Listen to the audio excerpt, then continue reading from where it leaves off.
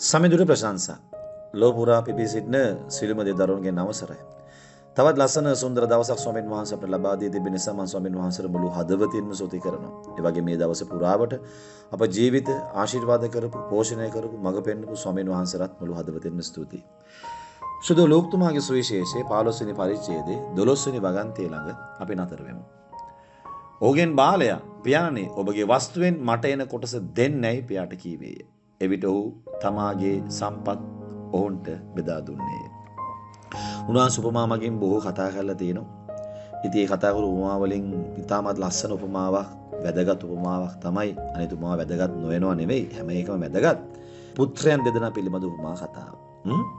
ඉතින් ඔබ දන්නවා මේ පියාට බොහෝ ධනය තිබ්බා. ඉතින් එක දරුවෙක් මොකද කරන්නේ? ඉතින් මේ පියාගේ දේපල අයිති දරුවන්ට තමයි. හරිද? නමුත් වැඩිමලා මෙතන ඉල්ලලා බල කරේ නැහැ. දෙවෙනියා ඉල්ලලා හදිස්සි කරා. පියාට කරදර කරා.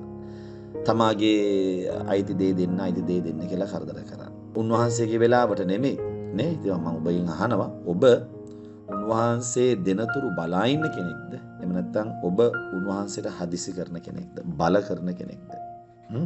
සමහර යාචාවල් නේද අපි බල කරන හදිස්සි කරන ස්වාමීනි මට ඒක ඕනෙමයි. ස්වාමීනි මට ඒක දෙන්න. ඔබ වහන්සේ දිය යුතුයමයි. මට ඒක අවශ්‍යමයි. නේද? සමහර අය හදිස්සි කරනවා, බල කරනවා. ඉතින් මෙතනත් මේ පියා මොකද කරන්නේ? දෙදෙනාටම දුන්නා. දෙදෙනාටම ලබා දුන්නා.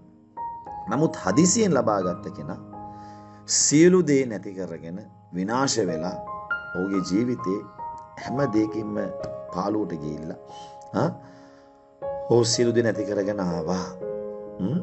වැඩිමලා නේද? පියා ළඟට වෙලා ඉඳගෙන ඔහුගේ දේ භුක්ති විඳිනුත් පියාගේ දේ භුක්ති විඳිනුත් ඔහු ජීවත් වුණා. පියා කියනවා මාසන්තක සියල්ල නුඹේය. කිසි අඩුවක් නැතුව වැඩිමලා හිටියා. පසුව කතාව වෙනස්. නමුත් මම මේ කියන දේ බලන්න මම මොකද ඔබට කියන්න දන්නේ කියන එක.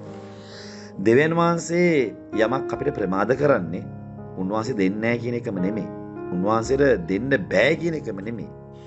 සමහර දේවල් උන්වහන්සේ අපිට දෙන්නේ නැහැ කියනවා. නමුත් සමහර දේ ප්‍රමාද කරනවා. මොකටද දන්නවද? දෙන දේ උන්වහන්සේ දෙන දේ නැති නොකර ඒක භුක්ති විඳිමින් අපි ළඟම තියාගන්න. ඒ නිසා ඒ තැන්වලදී ස්වාමීන් වහන්සේ සමහර දේවල් අපිට බලා සිටින සලස්සනවා. ඒ නිසා ආදර දුවේ පුතේ බලා සිටීම ආශිර්වාදයක්.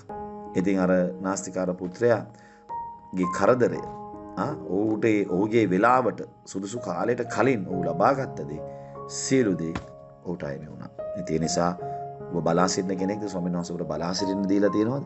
ඒක ආශිර්වාදයක් වේවි. ඒ මොකද ස්වාමීන් වහන්සේ ඔබට දෙන ආශිර්වාදය නැති නොවි භුක්ති විඳින්මින් ඔබ සමගම තියෙන්න ස්වාමීන් වහන්සේ ඔබ ආශිර්වාද කරાવી. ආමෙන්. අපි නැගිටමු. ස්වල බලදාරී ජීවන බලවත් දෙවි සමිඳු ඔබට ස්තුතිවන්ත වෙනවා. අද දවසේ වචන නිසා ස්තුති තාති මේ වචනත් එක්ක ඔබ වහන්සේ අපේ ජීවිත ශක්තිමත් කරලා ස්වාමීනි අපිව ස්වාමීනි ඔබ වහන්සේ තුලට ස්වාමීනි ඔබට සවන් දෙන තැනට බලා සිටින තැනට ඔබ වහන්සේ අපි ගොඩ නගන්න තබපු නිසා කතා කරනවා මාවත් අසලකී කරනවා උසිරුසෙනගත ඔබ වහන්සේ ආශිර්වාද කරන්න. මහත්ම දයාතර බාරයි යේසුස් ක්‍රිස්තුස් වහන්සේගේ උතුම් බලවත් වූ නාමය නිසාය. ආමෙන්. ආමෙන්. ආමෙන්. යසුවිදම බද සමීර හැමෝම මෙරු දසන කතරා මත ශ්‍රී වචනත් එක්ක සුබ දවසක් ඔබට.